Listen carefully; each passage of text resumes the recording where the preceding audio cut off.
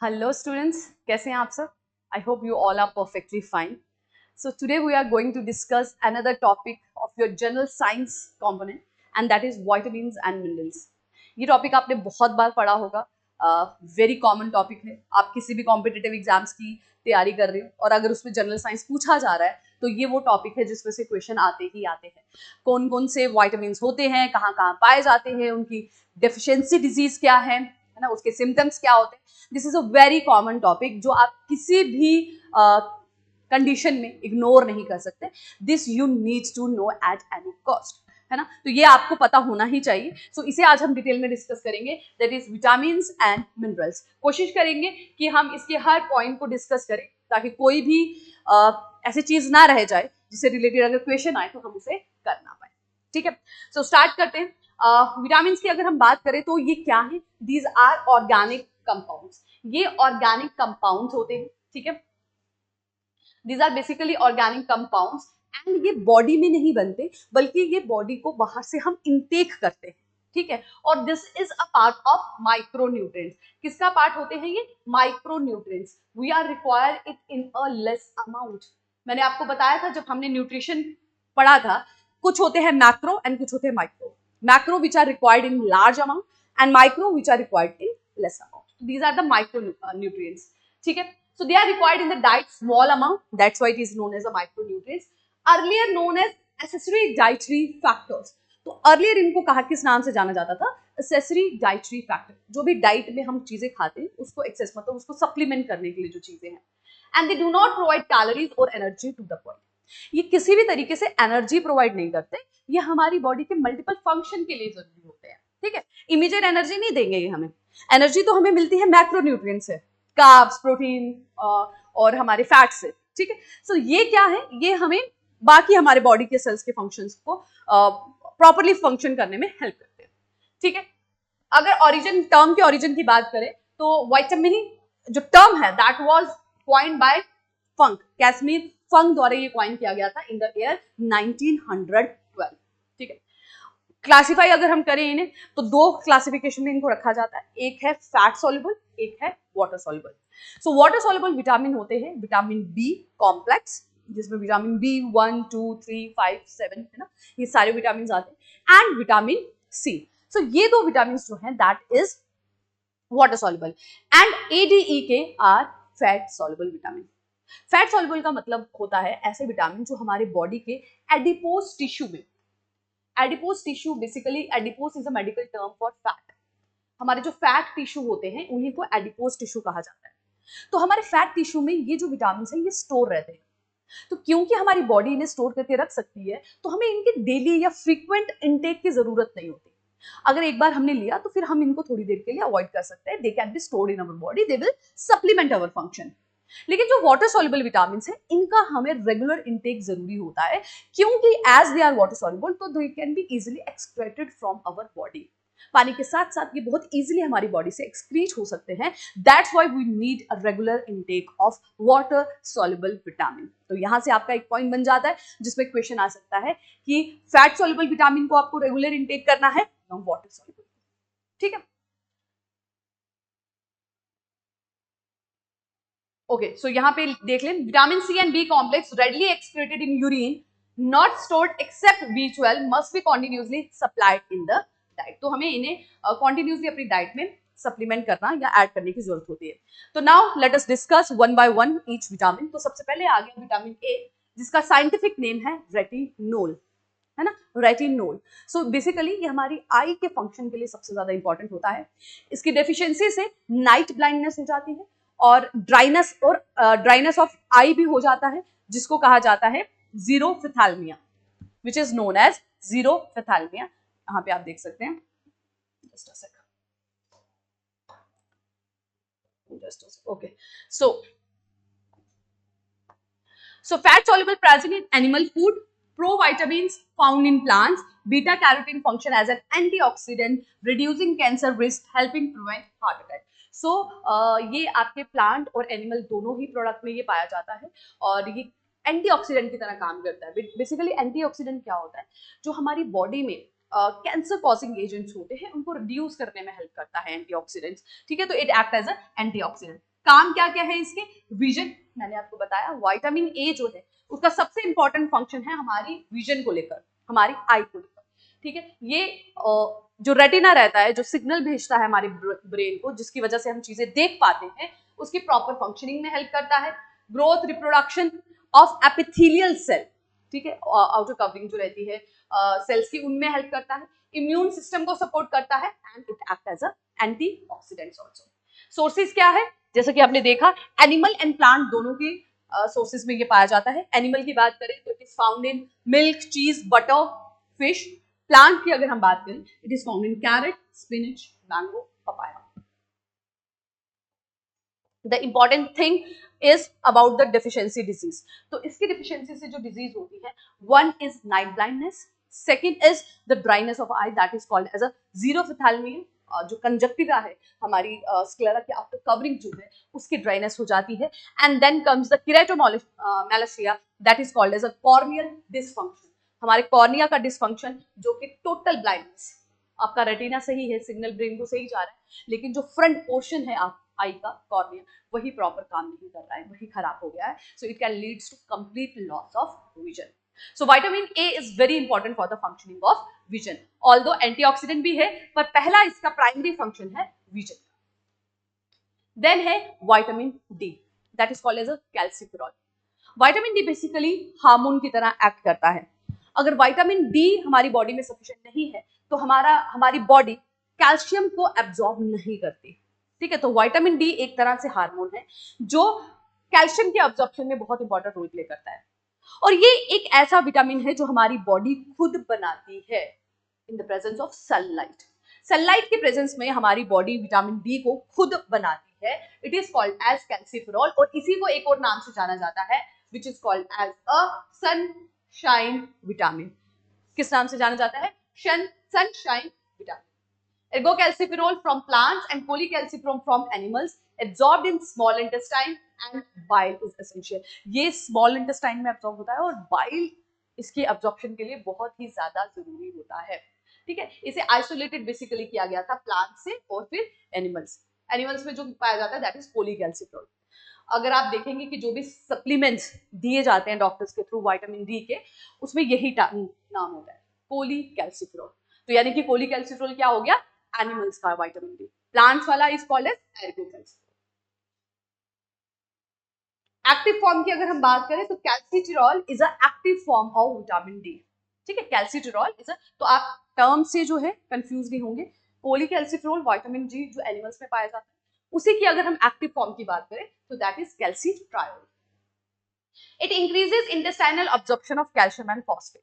जो मैंने आपको बताया कि अगर हमारे शरीर में विटामिन डी सफिशिएंट नहीं है तो हमारी बॉडी कैल्शियम को एब्जॉर्ब नहीं करेगी। हम जितना मर्जी कैल्शियम सप्लीमेंट ले लें, मिल्क ले लें, हमारी बॉडी में कैल्शियम की डेफिशिएंसी ही रहेगी अगर विटामिन डी हमारी बॉडी में सफिशिएंट नहीं है। Stimulate calcium Uptake which is very essential for bone formation and enhance kidney reabsorption of calcium and phosphate.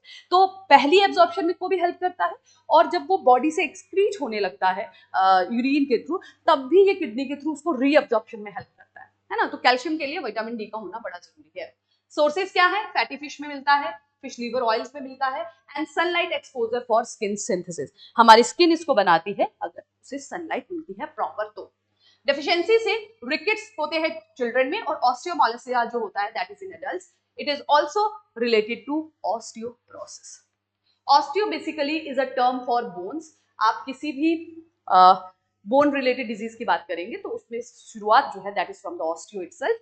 तो ऑस्टियो जो है that is related to bones. तो ऑस्टियोमालासिया इज अ डिजीज जो कि विटामिन डी की deficiency से होती है एडल्ट्स के अंदर, है ना।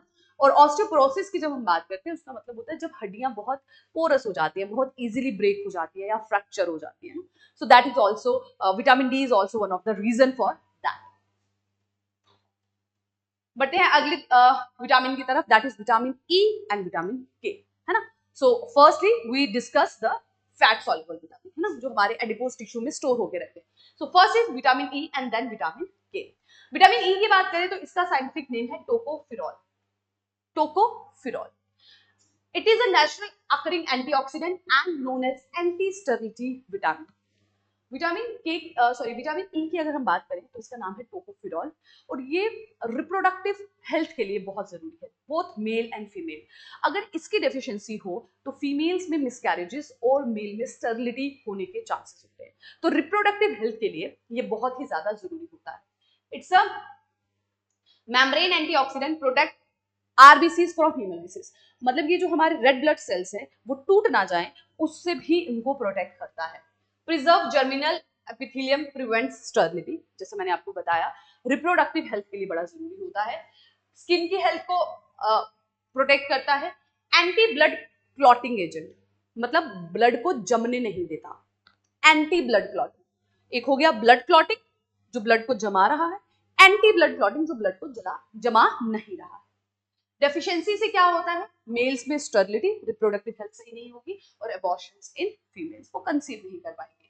कहाँ कहाँ मिलता है, wheat germ oil, cotton seed, peanut, corn, sunflower oil, meat, milk and eggs. ठीक है, तो मोस्टली अगर आप देखेंगे so that is in the animal foods, और प्लांट्स फूड में अगर आप देखेंगे तो पीनट में और कॉटन सीड में ये अबंडेंट पाया जाता है। ठीक है, लेस अमाउंट में रिक्वायर्ड होता है, लेकिन क्योंकि हमारी बॉडी में एडिपोज टिश्यू में स्टोर रहता है तो बहुत लार्ज अमाउंट में it is not needed, but अगर इसकी डेफिशिएंसी हुई तो it can leads to sterility.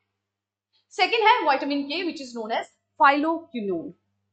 Phylloquinone that is it is a fat soluble vitamin जो कि with a specific coenzyme function required for blood clotting। तो ये एक इकलौता फैट सॉल्युबल विटामिन है जो कोएंजाइम की तरह भी एक्ट करता है।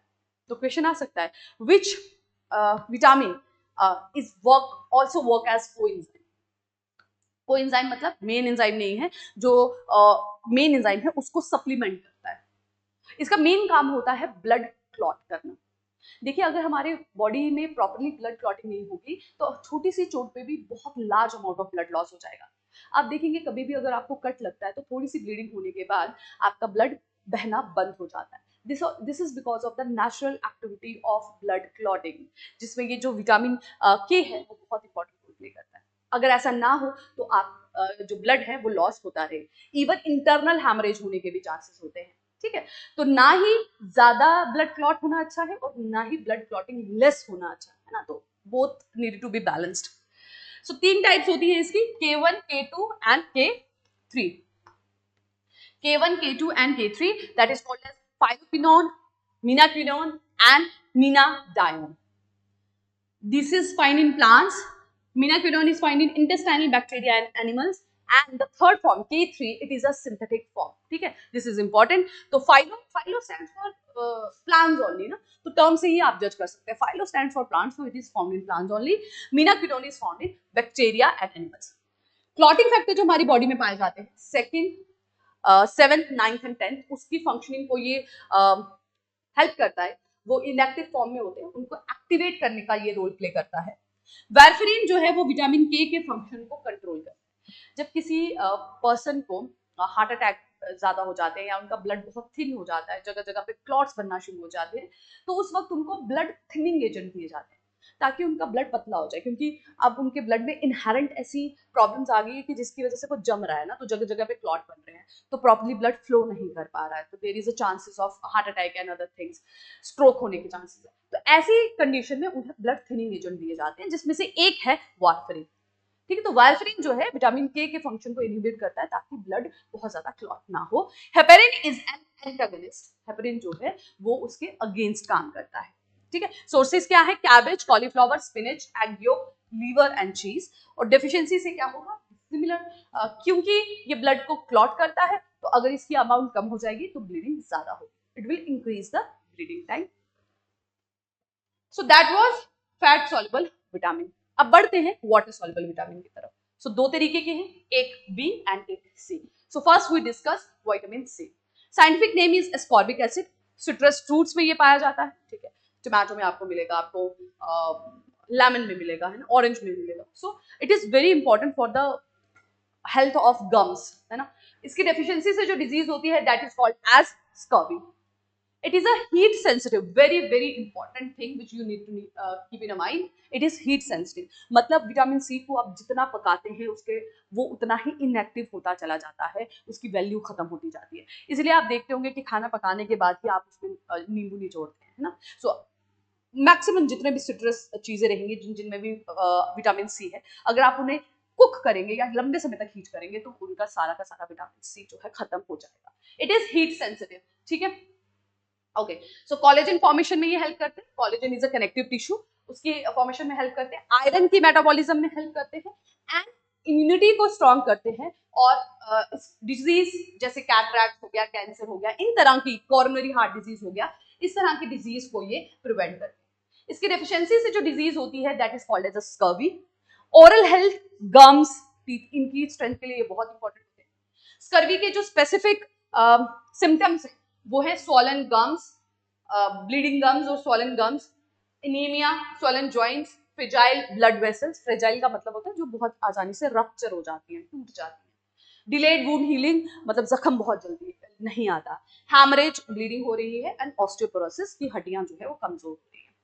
ठीक है. सो स्कर्वी को मॉलर्स डिजीज भी कहते हैं. तो keep in mind the other name of scurvy also, क्योंकि स्कर्वी बहुत कॉमन है, मैक्सिमम एग्जाम में पूछा गया है. और क्योंकि अब एग्जाम का जो लेवल है that is becoming difficult day by day, so इसका आप अदर नेम भी ध्यान रखेंगे. That is called as a Moeller's disease. Now coming towards the vitamin B complex, that is vitamin B1 to B5. first we discuss. तो सबसे पहले आता है हमारा विटामिन B1. B1 का साइंटिफिक नेम है थायमिन. इसकी डेफिशिएंसी से जो डिजीज होती है that is called as a beri. So B1 is thiamine. Deficiency disease is beri. Symptoms की बात करें, mental confusion, muscle weakness, oedema, impaired growth and Wernicke syndrome.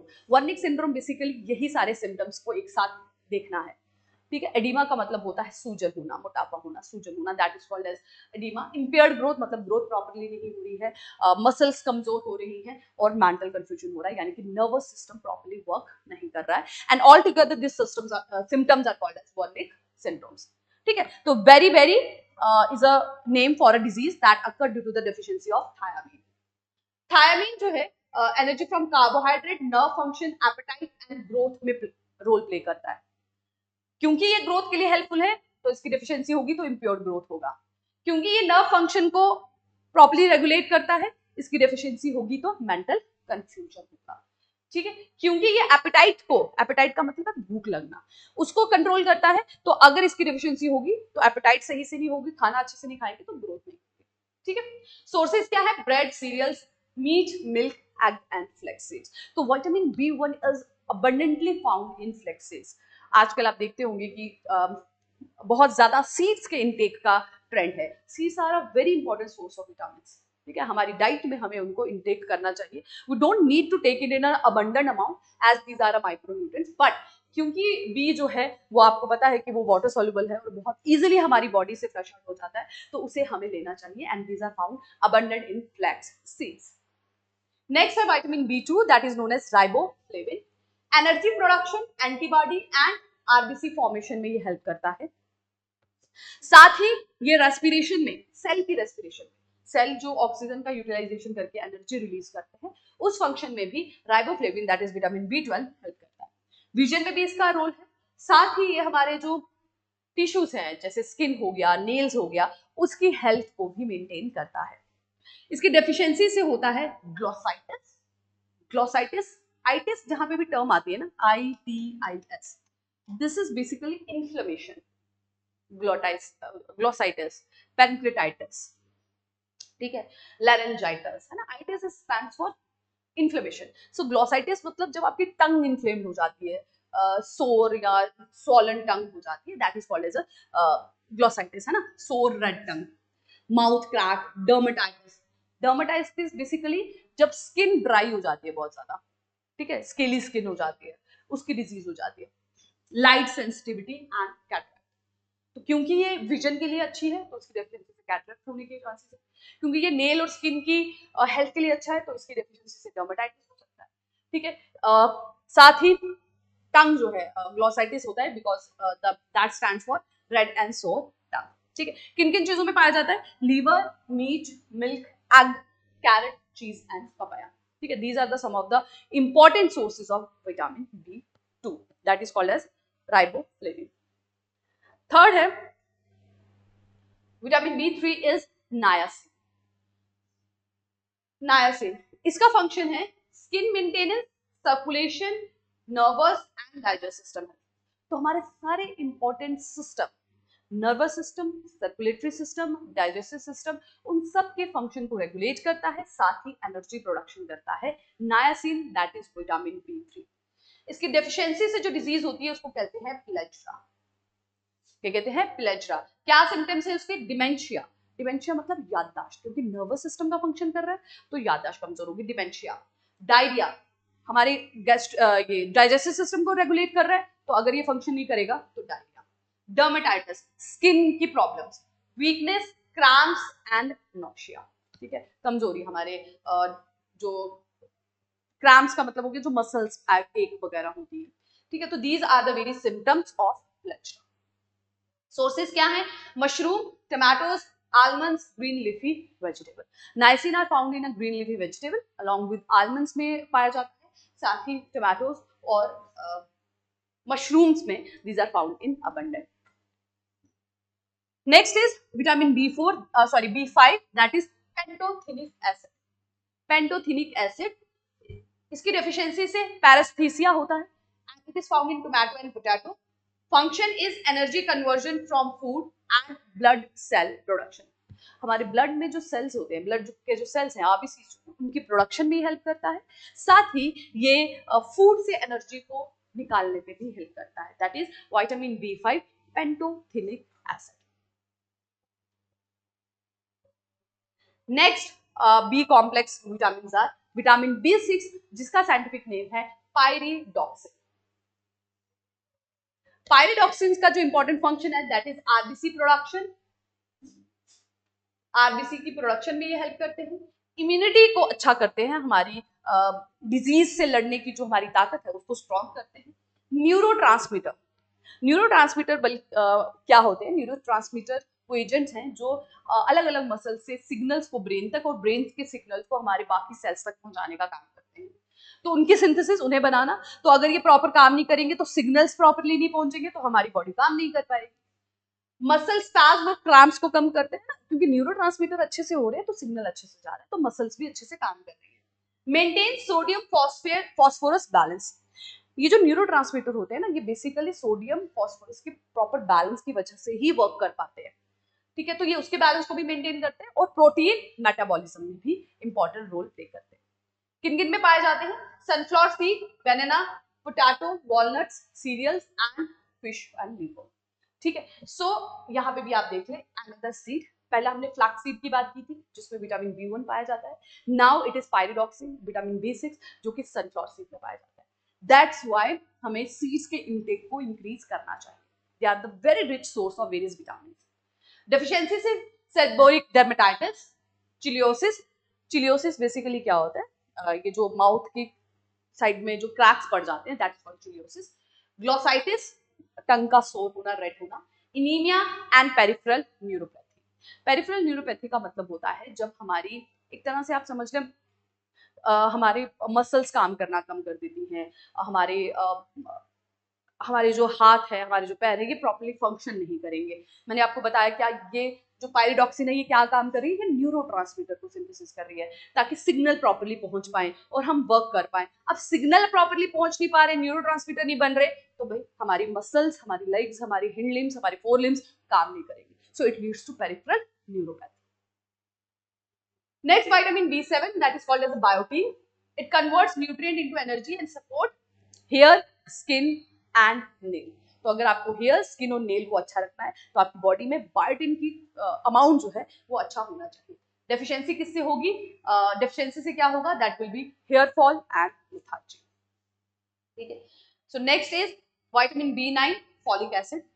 Folic acid जो है that is very important for the growth and development of a new born baby और the unborn child.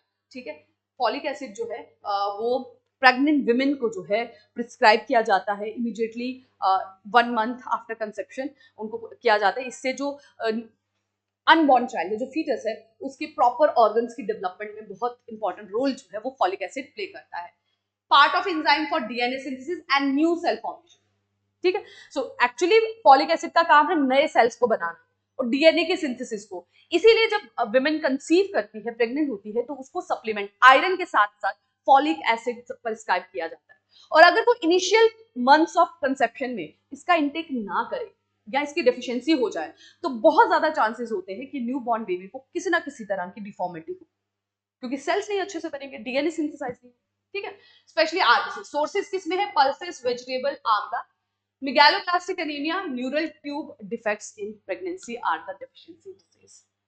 ठीक है, megaloblastic anaemia का मतलब है जहां पे आरबीसी का जो साइज है वो नॉर्मल से बहुत ज्यादा हो जाता है, that is called as megaloblastic anaemia. as they are required, B9 is required for the formation of new cells and DNA। तो ये नहीं होंगे तो बहुत चांसेस है कि जब फीटस डेवलप हो रहा है तो उसमें डिफेक्ट्स आ जाए। Then the vitamin B12 that is called as a cyanocobalamin.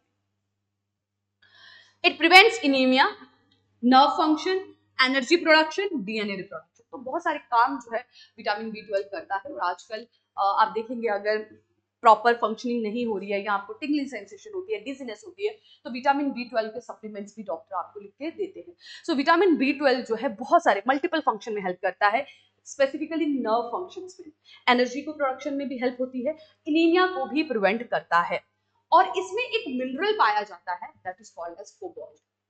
So question यहां से बनता है which vitamin contains a mineral called cobalt? So that is cyanocobalamin. इसके नाम में ही है, ये देखिए कोबाल्ट है ना, नाम में ही है। लीवर में ये 3 से 5 साल तक रह सकता है। बाकी सभी वाटर सॉल्युबल विटामिन जो है वो बहुत जल्दी हमारी बॉडी से एक्सक्रीट हो जाते हैं, पर विटामिन B12 जो है अगर आपने एक बार उसमें अपनी बॉडी में उसका सफिशिएंट लेवल क्रिएट कर लिया बाय द सप्लीमेंट्स और by the intake of the rich source of vitamin B12, तो ये आपकी बॉडी में 3 से 5 साल तक रह सकता है। सोर्सेज क्या है? Egg, fish, chicken, dairy. Deficiency disease से पर्निशियस एनीमिया होता है।